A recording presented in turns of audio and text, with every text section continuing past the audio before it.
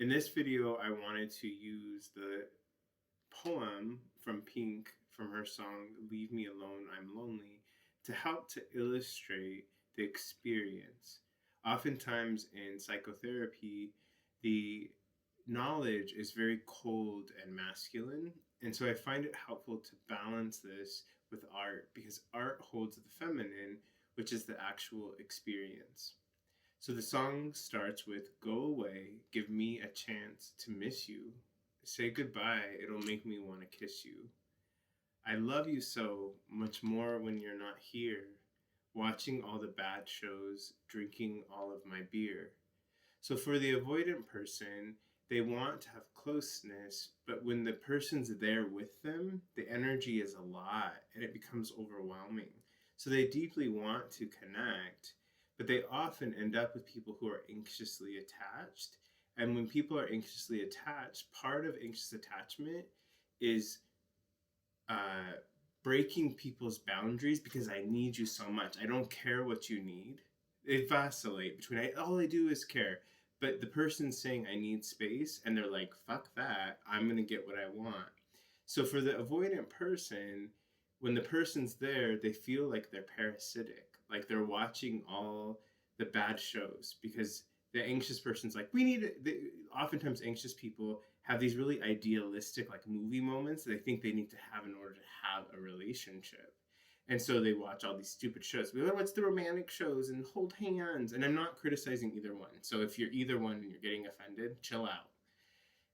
And drinking all my beer. So for the avoidant person, an anxious person is just taking from them. They're taking their space. They're wanting all this stuff. They're not respecting what they need. They're not saying, hey, you need space. You do so much for me. I can give you space. It's like, no, you're abandoning me. So I'm going to stalk you or I'm going to cut you off or back and forth kind of thing. So then the next verse says, I don't believe Adam and Eve spent every day together. If you give me some room, there will be room enough for two. So one of the metaphors of Adam and Eve, where Eve was taken from his rib, is this is not literal. And again, if you're a theologian, you can come at me. I don't really care. It's that the feminine is always part of the masculine. In all religious traditions, when you get into the more esoteric teachings, the masculine and the feminine balanced is awakening. And so Eve was made from the rib, not because women are less, but because the masculine and the feminine need to be together for harmony. And this has nothing to do with sexual orientation or gender, or any of those things. So don't make this political. One of the problems with our culture right now is everything's political when it doesn't actually need to be. So the next spot, she says, tonight, leave me alone. I'm lonely. Alone, I'm lonely. I'm tired. Leave me alone. I'm lonely. Alone, I'm lonely tonight. So, for the avoidant person, when they feel lonely, they want to be alone because their experience in childhood was people's emotions were so much that they isolated into isolation in order to support themselves because they didn't have caregivers who could actually meet their emotional needs. Doesn't mean the caregiver was bad, doesn't mean they failed, but it's that the caregiver was so into their own needs and being a good parent. I see that a lot when I work with parents. They have this idea of what a good parent is and they're going to parent that way, but it doesn't match their kid. So it's actually damaging them. But most of the time they have a wound because they didn't have a good parent. So they become the parent they didn't have, which doesn't meet their kids' needs. And then it just continues the cycle generation after generation. So finally she says, I don't want to wake up with another, but I don't always want to wake up with you neither.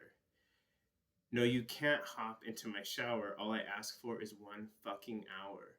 So again, the anxious person just violates everything. It's compulsive. They can't stop. And I'm not saying the avoidance doing good either, but part of why the relationships don't work is because the avoidant person doesn't want anyone else. The anxious person's like, well, if you don't want me, you're dating someone else. No, they just want space. And they're saying, don't hop into my shower. We don't have to do everything together. Whenever I work with couples with anxious and avoidant attachment, they're literally just terrorizing each other. And it's like, do you want to make this work? Yes, you have to do this. Absolutely not. I've done that. Well, if you've never done that before, because you would have a relationship that actually worked, right? So finally, she says, you taste so sweet, but I can't eat the same thing every day. cutting off the phone, leave me the fuck alone. Tomorrow I'll be begging you to come home. So if you give them space, they'll want you to be around.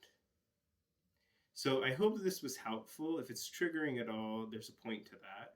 Because you really have to reflect on your own self and your own life and stop focusing on what other people did.